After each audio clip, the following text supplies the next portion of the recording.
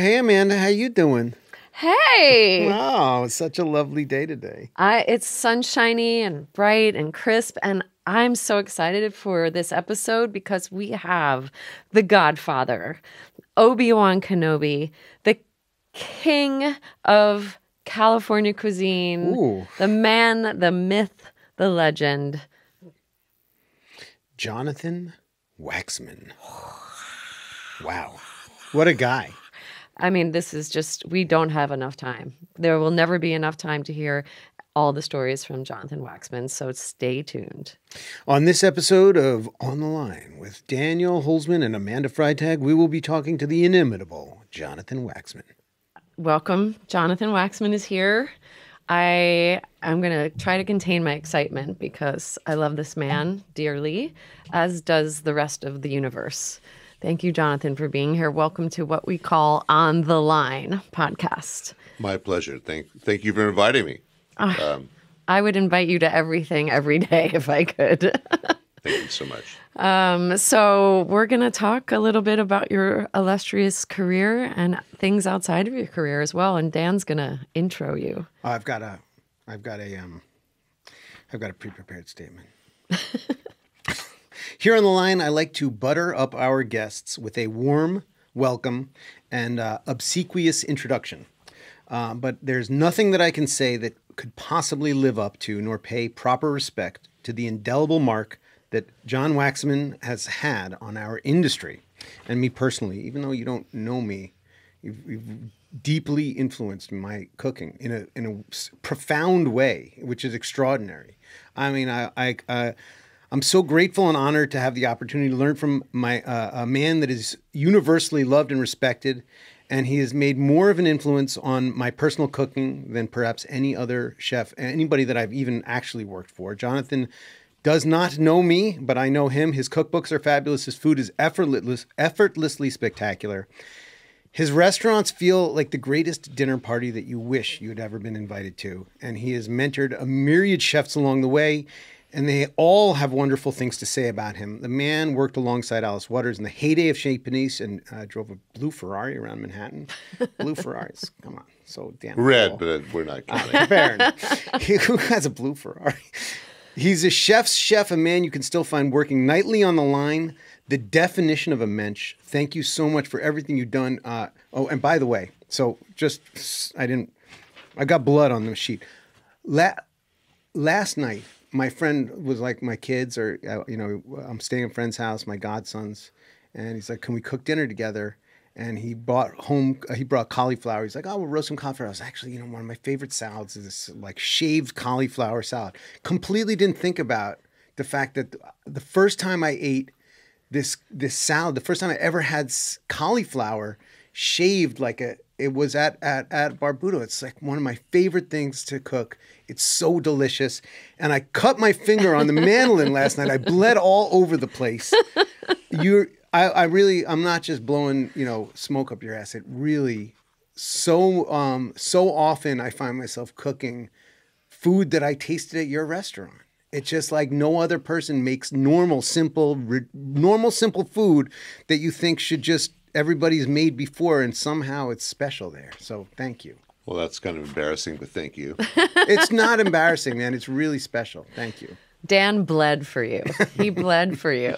I just imagine the shaved cauliflower with the red streaks in it. Pretty much. Oh, embarrassing for me. It's not embarrassing for you. You cut yourself embarrassing. You should be embarrassed, kid. You did it at home too. You didn't do it in a commercial kitchen. I had a glass of wine. I was bleeding for hours.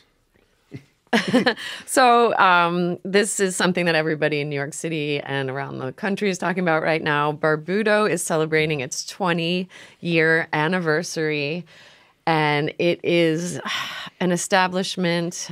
It is a memory for everyone across the universe, and it is still a place where you go every day and spend some time in the kitchen, whether you like it or not.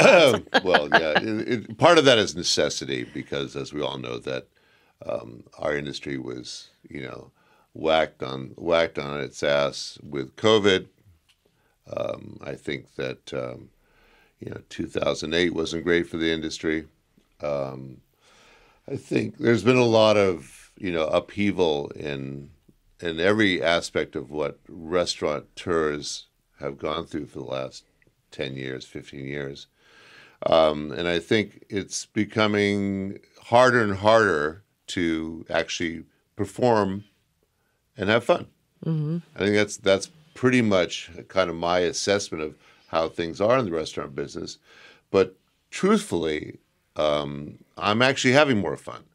And so it's somewhat contradictory that I'm, enjoying my life at 73, and it's kind of, there's a famous restaurant in Paris called L'Ami Louis, and the owner recently died. I think he was in his early 90s, and he worked every day. Every day. And so that was sort of the inspiration for me to sort of never stop cooking, because what are you going to do? I was, Gordon Ramsay had a funny quote the other day. He says, what am I'm going to stop doing what I do and sit on my butt in Bermuda and get tan? You couldn't sit still for 1 second, that guy. But it really is true. I think that I do. So really, the 20 years is kind of nonsensical, because we were evicted, or we lost our lease in 2019. And then I had another space in my back pocket, which I was going to reopen, which we did in 2020 for a grand total of 3 weeks. So I do count 2019 because we did 6 months then. And I'm sort of counting 2020 as a year, even though it was only 3 weeks. And then we reopened in October of 21. So in point of fact, we moved spaces. I changed my LLC, new partnership. So a lot of things happened in that time period. So having 20 years under my belt really actually feels like, the end of a huge journey. It really does. And it was a fun journey. And I think I owe it so much to my staff. Yes. They're just remarkable in every way, shape, and form. My customers are remarkable human beings. You're welcome. No, they really are. I was talking to my GM the other day, and he goes, we're very lucky to have this amazing group of people that come to the restaurant, and they just seem to enjoy it. And we don't have, it seems on the face of it effortless, on our part, but it's obviously not. But it actually that's what brings the joy to me, seeing customers. And I have so many customers that come up and say, congratulations, thank you for being here, blah, blah, blah. It's kind of embarrassing. It really is, I think a lot of the reason I got into the restaurant business as a chef is that I hated going to parties. Because I'm so shy that I hated it. I hated having to, oh yeah, go talk to that person. I don't want to talk to that person. I might actually have to say something. And so I think that chefs in particular, front of the house, have a better ability, because they just do. That's why chefs hide behind stoves. Yes, that's why I did it initially. It's safe back there. Yes. You have fire. So that prevents some people from getting to you. Knives. Everybody's intimidated by ovens and grills and knives, and chefs look, they look important with it. All this, regalia that chefs wear. So it's a good place. It is a really good place to hide. And I remember when Paul Bocuse said something about, what did you do if there was a journalist that you just didn't want in the kitchen anymore? He said, I took a handful of black peppercorns and threw it on top of the plancha. And 5 minutes later, that person's out of there. Genius. I love that technique. But anyway, so thank you. It's really been a remarkable run. And here's the other oddity about February is that I opened Jams in 1984 in February. And so it's not continuous. I closed it in 1990 and reopened in 2014. So I can't really call it 40 years, but it's been 40 years since Jam's opened. Wow, I didn't know that. And in February, so who knew that February was going to be, well, my daughter was born in February, so maybe that has something to do with it. It's a good month. Yeah, she's going to be 27 tomorrow. So Wow, I know. Congratulations. Crazy, right? Honestly, I'm going to say this, and this is not, again, just me flattering you. I thought you were 60 years old. But he's got the body of a 54-year-old guy. But of course you couldn't be because of the history of your career, of what you did. And I like the fact that I'm representing New York, Dan's kind of representing LA, California vibes. The and can gave it away. A little bit of everything that you're about, that you brought that West Coast vibe, love, feeling, farm to table, here to the city the way you fell in love with it in California. And honestly, everybody, I think, who ever did any, I hate to say it, farm to table stuff has you to thank on the East Coast here, in New York. It's such a challenge. Look, you think about, I was working in restaurants in New York, and all the chefs were like, you got to go to California because it's where the ingredients are. And then you think, the challenge of making food in New York is not getting great ingredients. But I guess you're able to source, or was it the timing of, transportation that allowed the ingredients to come back east so that you can kind of make simple food without having a... It's complicated. The reason I came to New York initially was I originally, before I moved to Los Angeles to work at Michael's, I wanted to come and work in Lutèce. Oh, wow. I was working in Chez Panisse, and I said, there's only really one other place I want to go to. I know was Lutèce, and I had met Andre, and he didn't really know me, but I had small contact with him. But I knew Pierre Frenet and Craig Claiborne a little bit, and so I figured, well, maybe I can, they'll push me along a little bit. But I took a stab at Los Angeles. I drove down to Los Angeles from San Francisco, and I ran into this guy, Ken Frank, who had just finished working at this restaurant, I kid you not, called La Guillotine. And he was all of 21 or 22 years old, and he was much more mature than his years and very sort of regal and poised and confident. He said, well, this guy, Michael McCarty's opening a restaurant in Santa Monica. You should go talk to him. And so I drove out and met Michael and talked to him for like 4 hours. And the back of where now the garden was just a big pit in the backyard. And we talked about things, and we shook hands. I became the sous chef for Ken Frank at Michael's. And this is 1978. And it's still there. Still there. So we opened in 79, not in February. Was always in same place in Santa Monica? It's always been always been there. Wow. Always been there.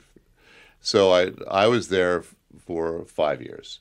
And along the way that Michael, who was from New York originally, I think he grew up in Rochester, someplace like that, really wanted to open a restaurant of Michael's in New York. And I said, let's do it together. So he said, yes. So he started looking in places, and he actually found this space on 55th Street, where it is now. And this is 1981, I think. And Michael's was, huge at that point, and, things were going crazy. And I said, I really wanted to come to New York and open Michael's. And so he said, let's do it. And he couldn't make the deal for the lease. Something happened.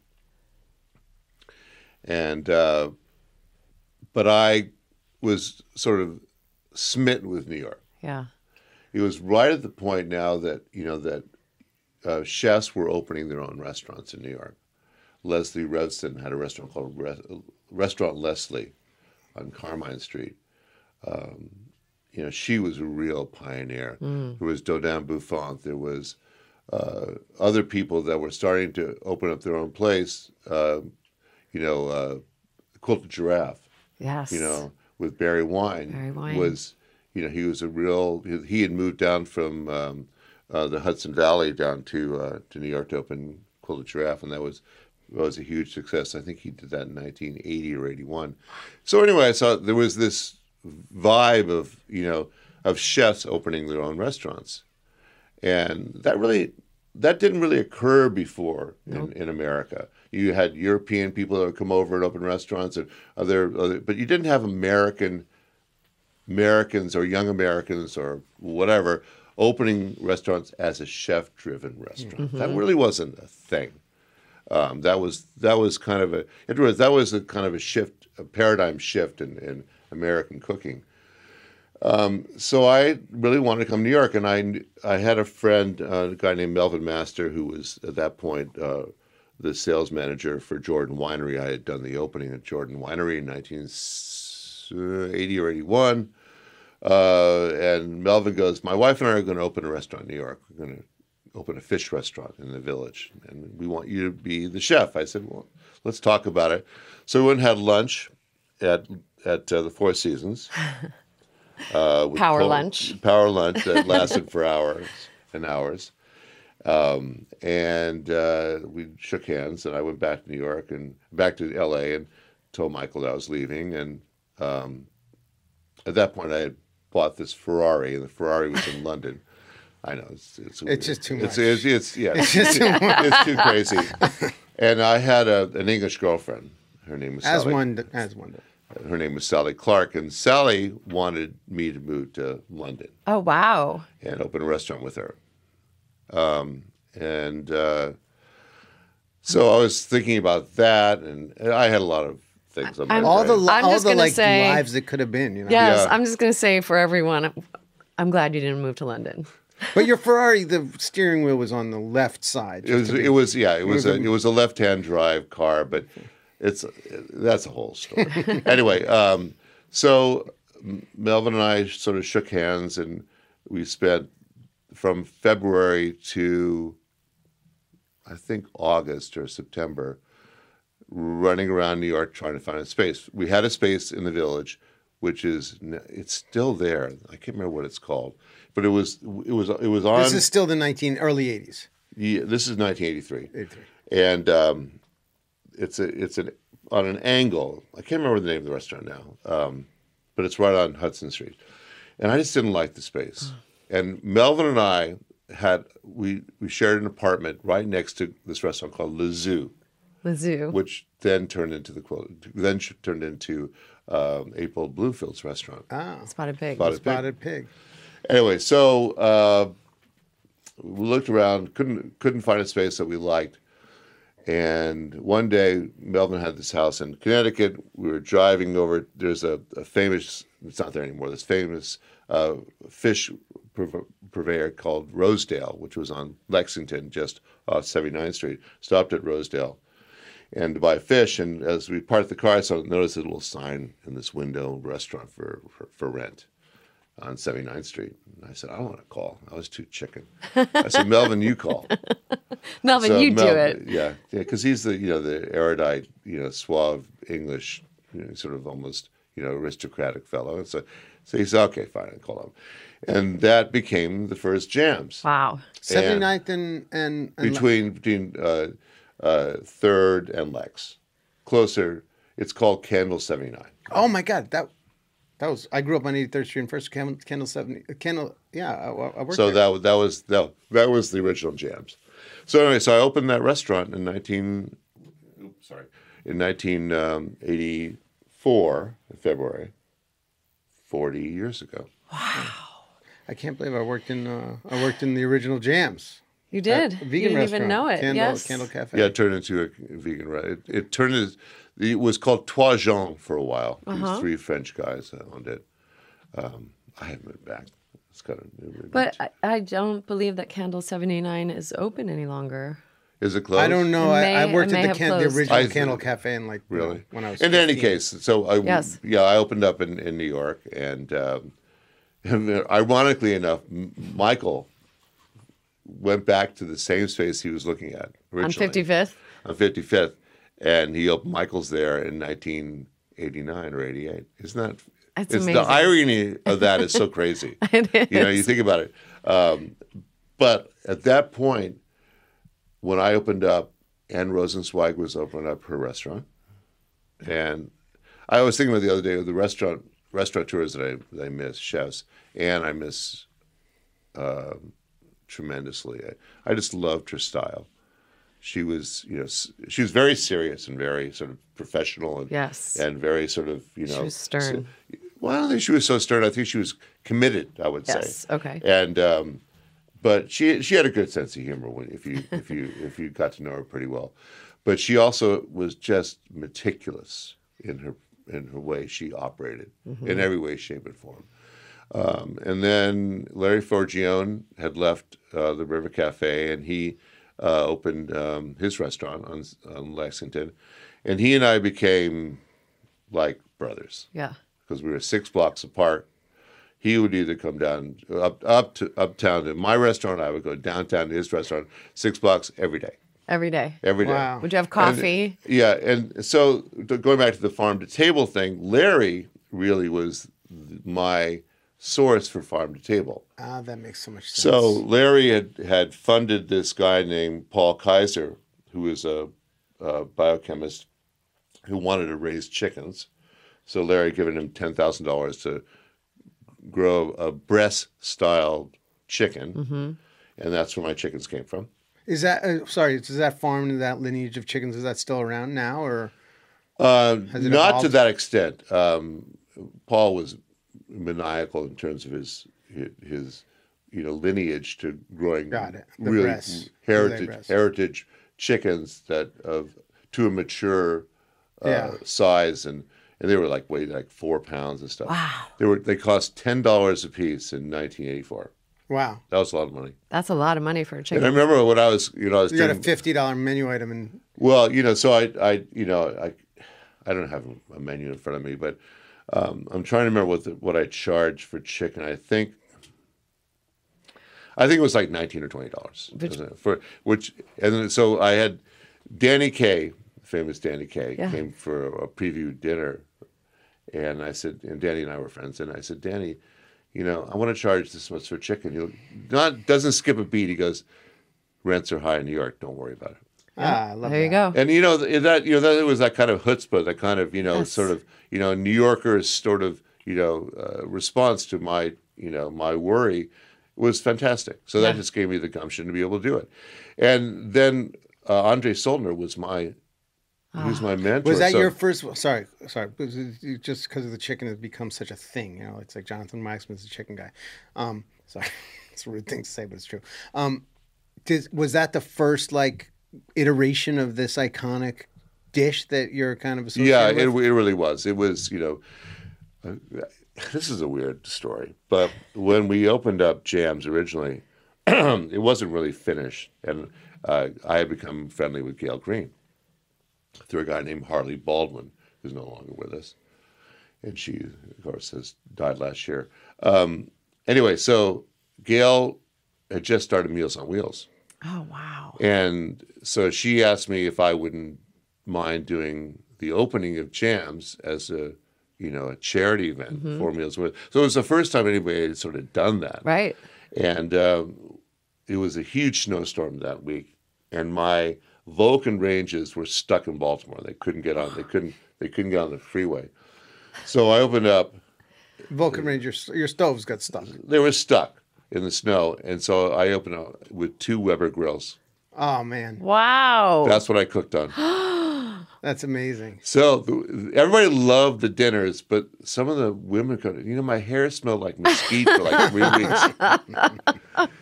But it was a great time. And Andre was, he had this Rolodex, and he go, you want, where do you get sea urchins? Where do you get rabbit? Where do you get foie gras? He knew he had every source in his back pocket. So he just opened up he didn't have to do that. He really didn't Is have that to. just the this hospitality you just share? It was a small community back then. It still is, though. It still feel like I can call people up. And I moved to LA, and I called guys up, and they just said, "Here's my accountant. Here's my bookkeeper. Here's my purveyors."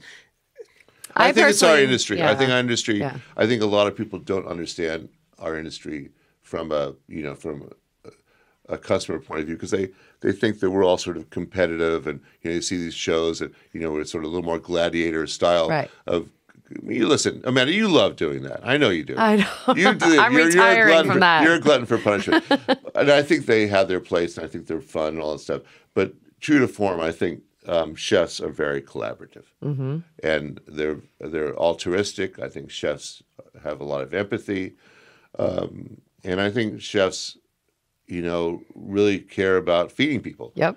So when you care about feeding people, I think that's where the empathy comes in. I think that you can't help but, want to feed people in the best way possible, and you don't want to limit that informational pipeline. Right. That pipeline really has to be open to everybody. Remember the Union Square Market wasn't there then. It was back. We had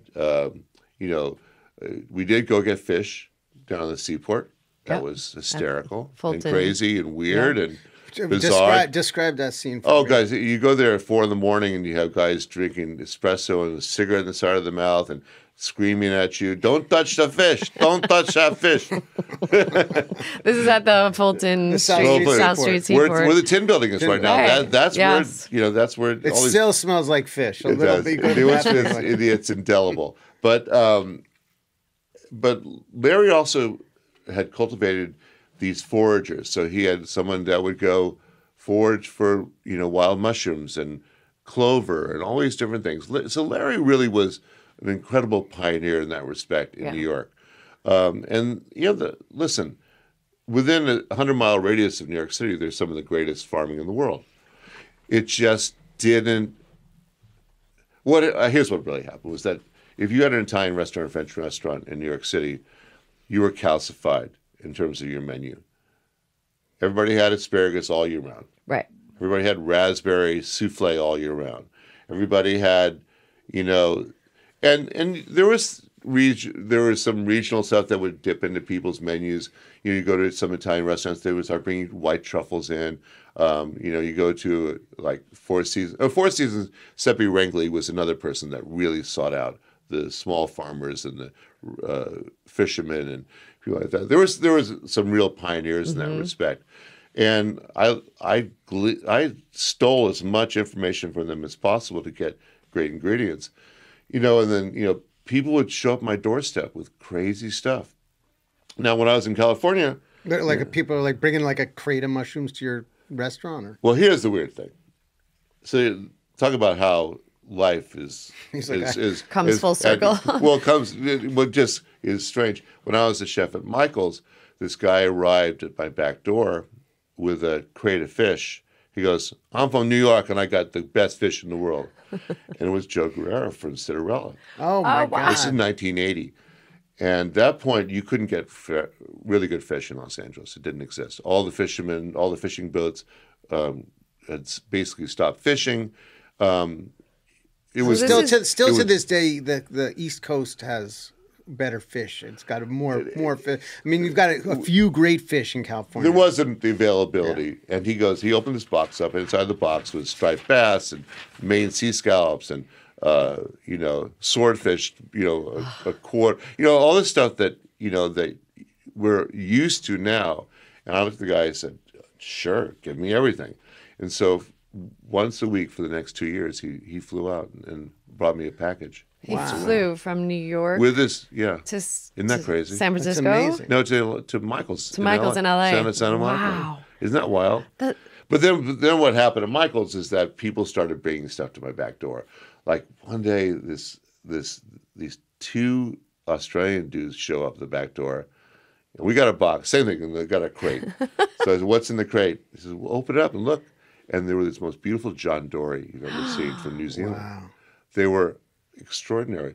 I mean, they're France. I love John Dory. Right. I think it's the greatest fish. St. Peter. St. Peter picked it out of the water, for Christ's sake. And all of a sudden, these guys, we're pilots for Qantas, and we'll bring it to you like once every 2 weeks. They're Side pilots hustle? It was their side hustle. That was their side. I love that. And then I had this this Algerian guy one day. The same thing, brings me a little container, and there's live Santa Barbara shrimp in there. Oh. And those I didn't even know that stuff existed.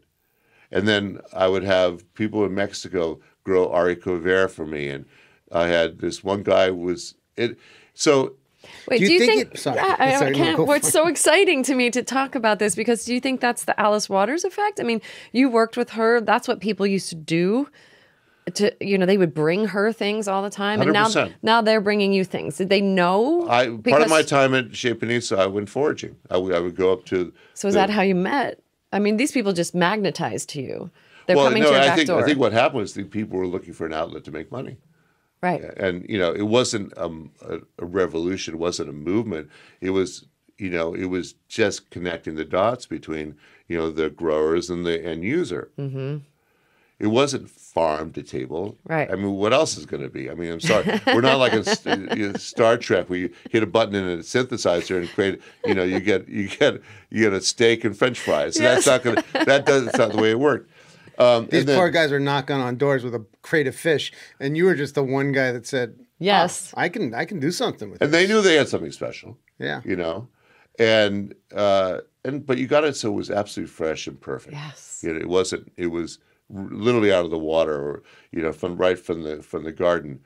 You remember once sitting at Chez Panisse, and Alice says, "Come over here," and she just shoves this thing in my mouth. And it was this apricot from what is now Silicon Valley. Mm. And so back in the 60s and 70s, Silicon Valley had the greatest apricots in California. Who knew? So, the journey of being a chef is not about cooking, really. No. It's about sourcing material. It is. I think that's really the key that when I was at Chez Panisse, that's what Alice brought to everybody, was that part of it was integrity, part of it was research because she had a cookbook collection like no others.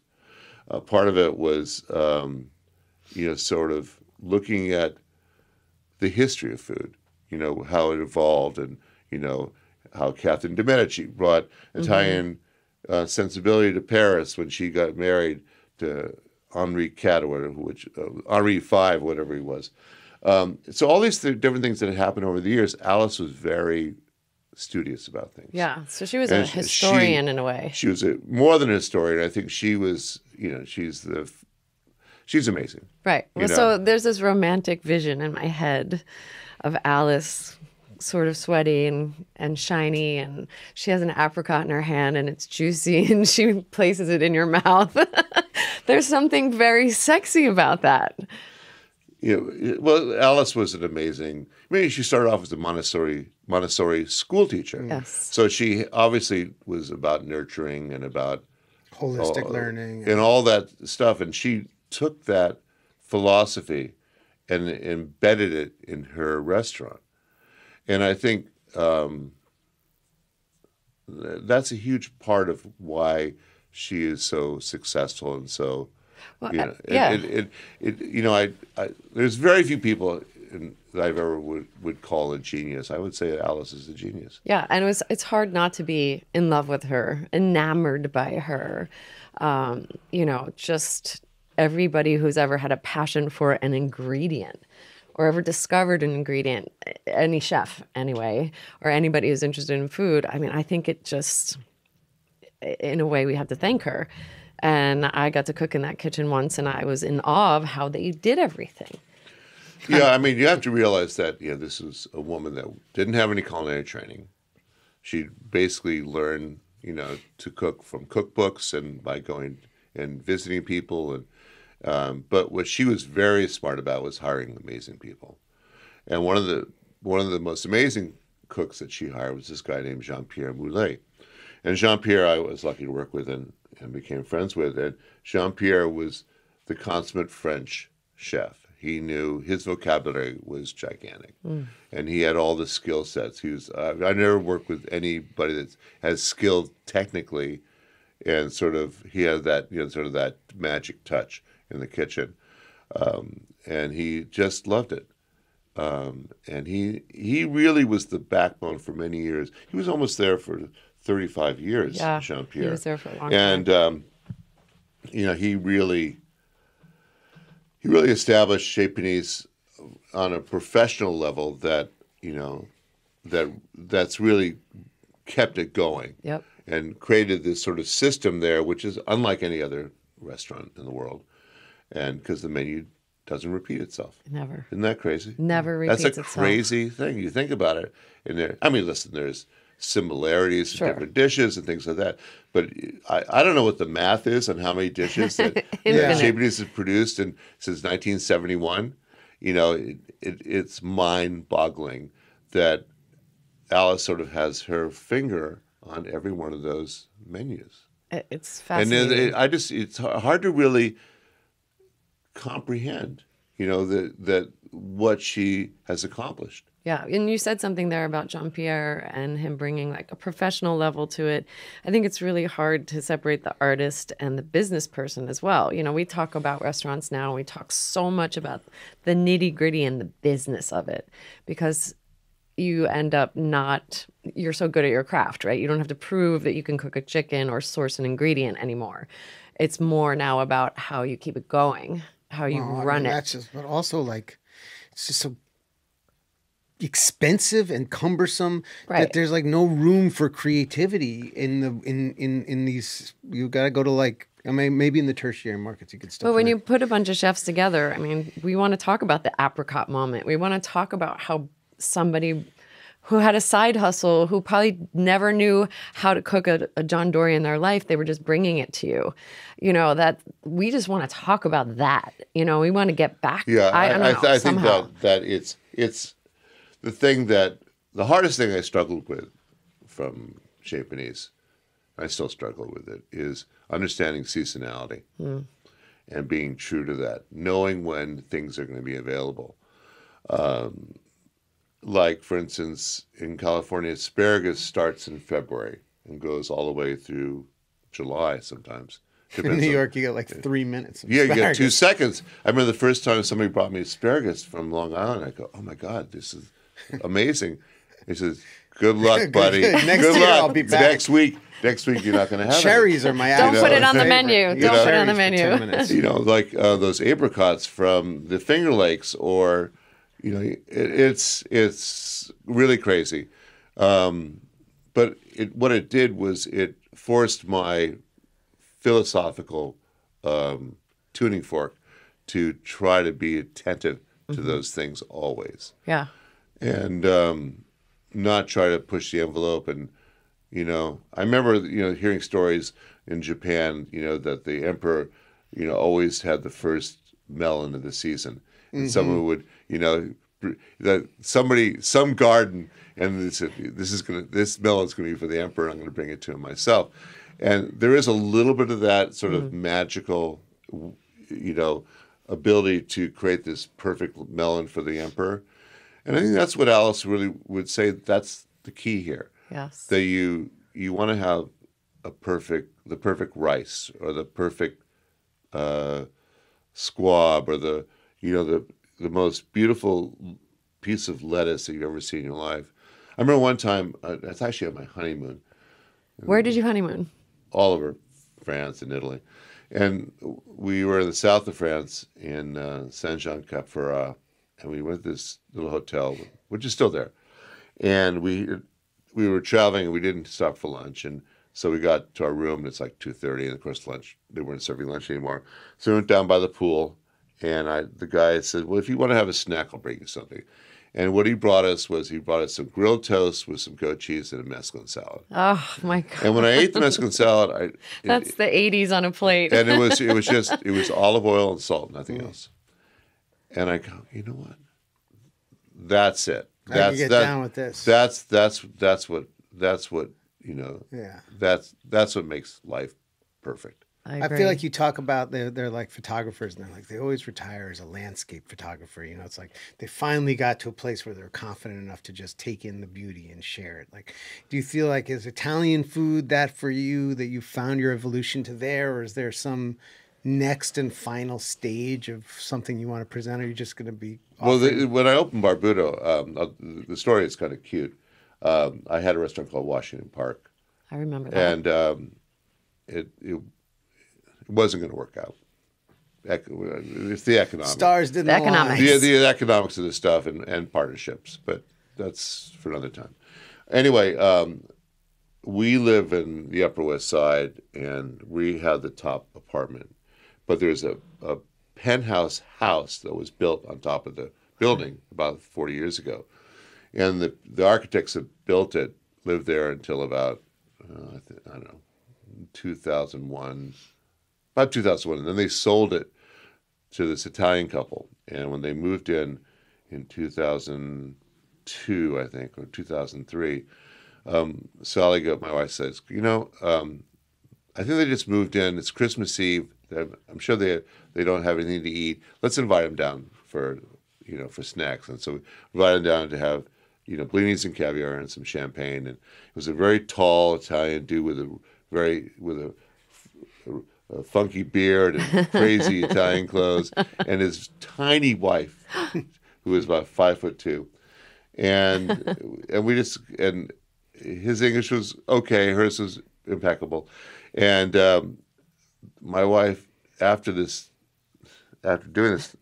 says, "What kind of stupid?" It's Alessandra Ferri, who's the most famous ballerina in the world. And she was at that point. She was at the pinnacle of her career, and she was just so modest and sweet and like, okay, so I love that naivete, though. I mean, you would never. Yeah. And then a week later, she calls up. We're doubly stupid. It's her husband is the greatest fashion photographer in Italy, and Fabrizio Ferri. Now, strange enough, they actually weren't married, but they had the same last name. Meanwhile, they're like, "Hey, I cannot believe that guy. We just took him for granted, but he's the most famous chef in New York." And so, Alessandra was dancing in Tokyo and La Scala and Milan. So she was traveling around the world. But Fabrizio had Industria on Washington Street. Yeah. And so he kept knocking on my door every time I would cook dinner sometimes, and he was always hungry. Yeah, so I would feed him dinner. And he became part of the family. And one day he goes, Jonathan, I want you to do a restaurant in my space in Industria. So your friend Jimmy Bradley and I walked up Washington Street, and we get within about a block, and Jimmy goes, "I wouldn't touch that dump with a 10-foot pole." Wow, Jimmy! Oh, Jimmy! So I went and looked at it. At the time, this wasn't like a sought after, like industrial restaurant neighborhood. I had lived on Horatio Street in the building that Barbuto's in now in 1983. So I knew that spot very well, and it was still the meat district was still, there was still meat hanging on hooks on meat hanging on hooks and hookers walking on the street. Exactly. And Florent was in Florent and tortilla flats. Anyway, so I went to look at the space, and it was just this jumble of weirdness, and it was like somebody put this together with it was a committee of 25 people put this thing together. So Fabrizio, I said, I don't really want to do this, and then I disengaged from Washington Park, and Fabrizio goes, I said, okay, let's just do it. And I said, I'm going to open a typical Jonathan Waxman style restaurant. He goes, no, you're opening an Italian restaurant. Oh. I said, I'm a Jew boy from Berkeley. I'm not an Italian. I don't have that sensibility. And Fabrizio said something really cute and sweet. He goes, you cook like my Roman grandmother. Wow. I said, what are you talking about? He goes, that's a huge compliment. He goes, you cook very simply and from your heart. So he really buttered me up. So we shook hands and we opened Barbuto, and I spent $125,000 building Barbuto. Wow. That's it. I think anybody who's listening who's not in the restaurant industry needs to know that equates to around $5 compared to what it takes today. It didn't mean jack shit. It takes millions of dollars to open a restaurant. We opened it up. I didn't have a point of sale. I didn't have a manager. It's a true story. So, I had my chef, Lynn McNeely, who had been my chef at Washington Park, and who is the most adorable person in the world. Love him. The most one of the smartest cooks in the planet, and delightful. And I hired a couple of waiters, and we opened a restaurant. I didn't think anybody would come.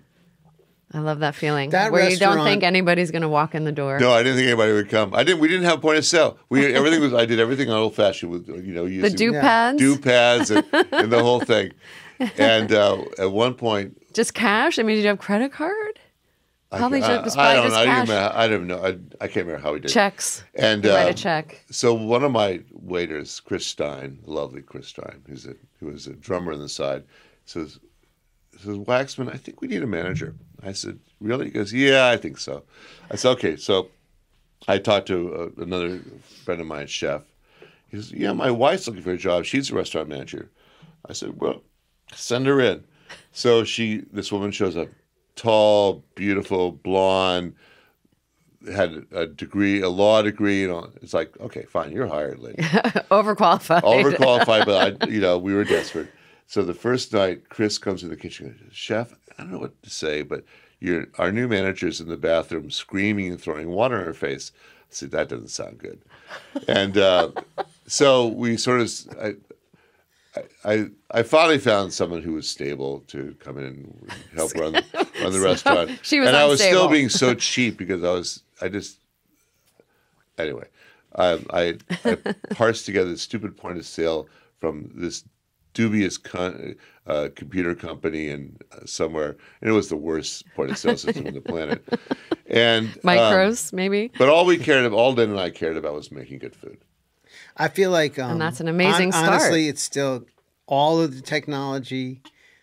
It all still gets in the way. It really is like a pen and paper and a fire is all you really need. And that was part of my philosophy at Jams. I didn't allow any robocoups. Everything had to be chopped by hand.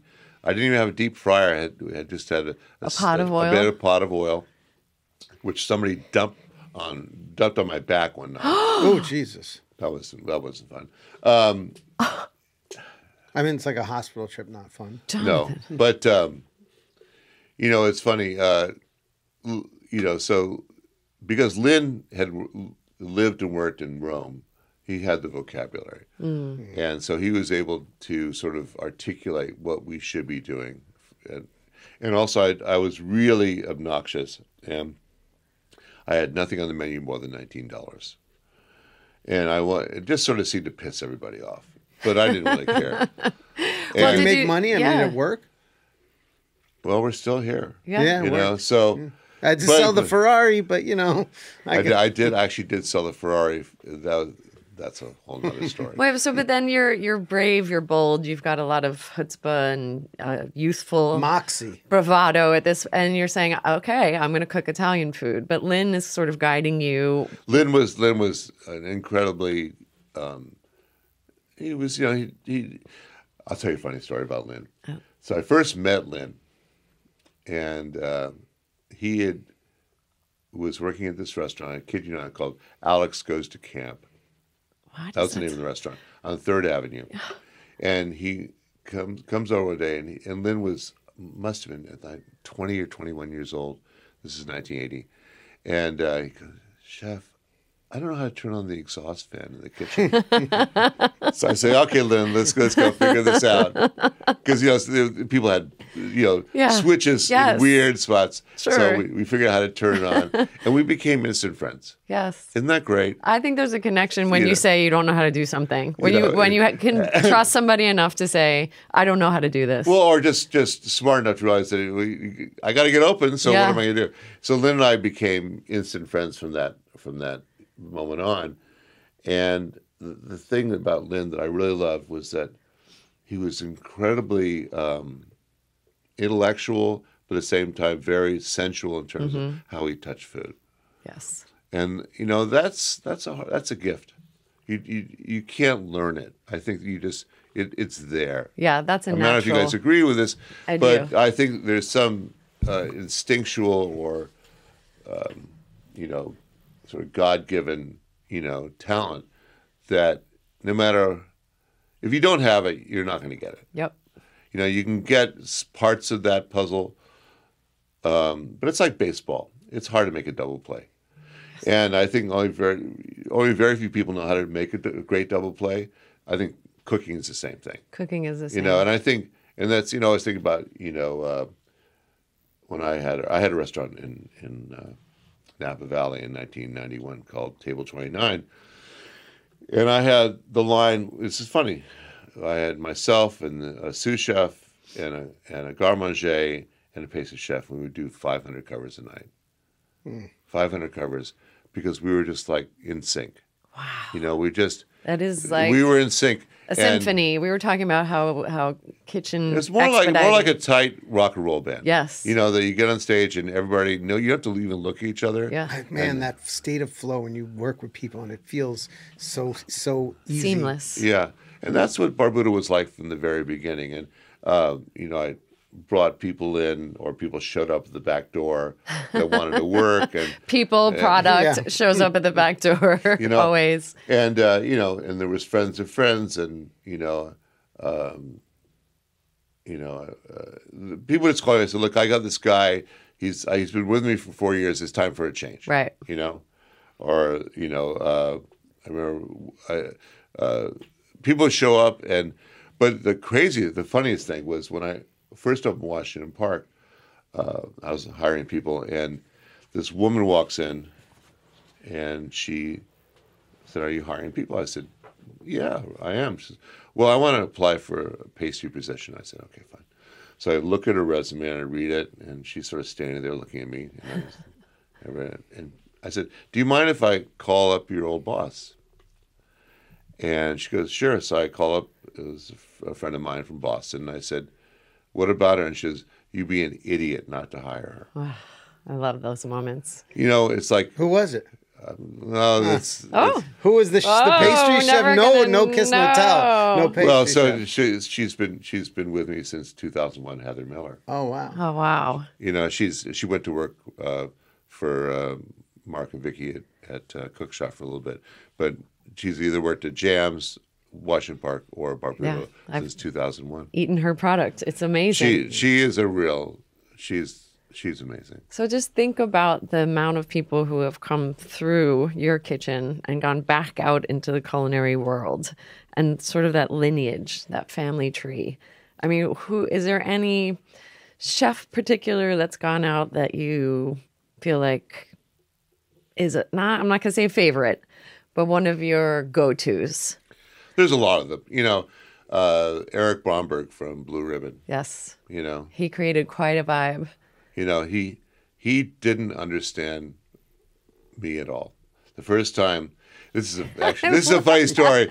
Funny story. That. And you know, Eric describes it. He's so funny when he speaks. He really thinks before he talks. He doesn't do what I do, just bullshit. And I was doing Meals on Wheels in Rockefeller Center, and I had this stupid idea that year to do whole foie gras grilled. At an event? At an event. And, wow. I've never seen a whole a foie gras grilled. Yeah. A whole Does it lobe, just a set whole on fire liver. or something like that? The fat renders out? The smoke. It's just a piece of fat. The smoke was like this dark plume going up to the rainbow room. It's a grilled piece of fat. So Eric and Bruce Bromberg were the grill cooks that day. Oh, wow. That evening. And Bobby Flay was on the line with me. Oh, there's another funny story about that night. So Bobby's sitting next to me, slicing the foie gras and putting it. Was he working for you at that point? Yeah, he's working for me. And so he's putting it on these little crouton things. I made, I think, a cherry salsa with habaneros and stuff.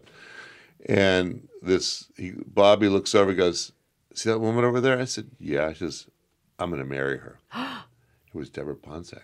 Oh, wow. Isn't that weird? Deborah Ponzak, very famous chef who ran Montrachet for Drew Nearpont. And I said, "Bobby, were they married or They did? They got married. Yes. They got married." I said, "Bobby, that says a lot about Bobby." Oh, right yeah. there, He's very sure of himself. And it was, Bobby worked for me for a long time.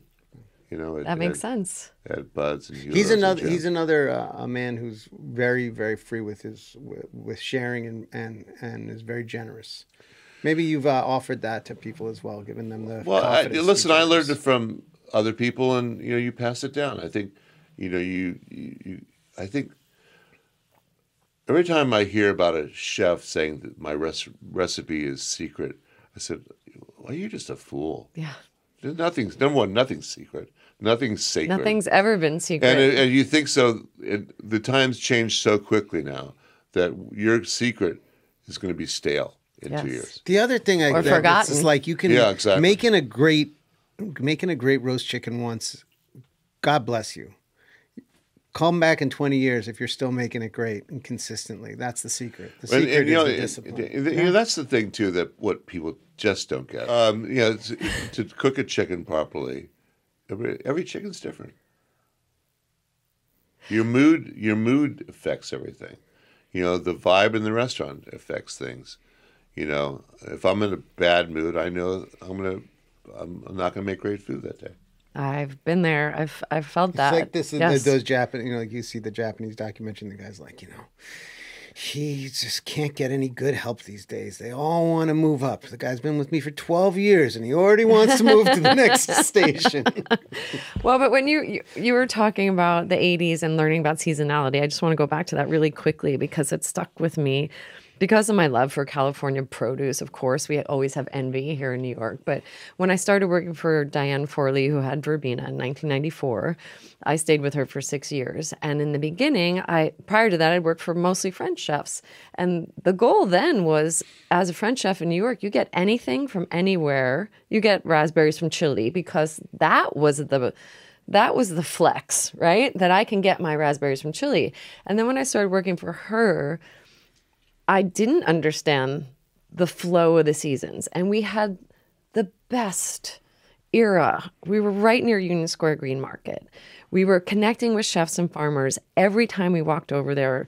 And my relationship with the farmers was probably one of the most important thing that I ever learned and continue to keep.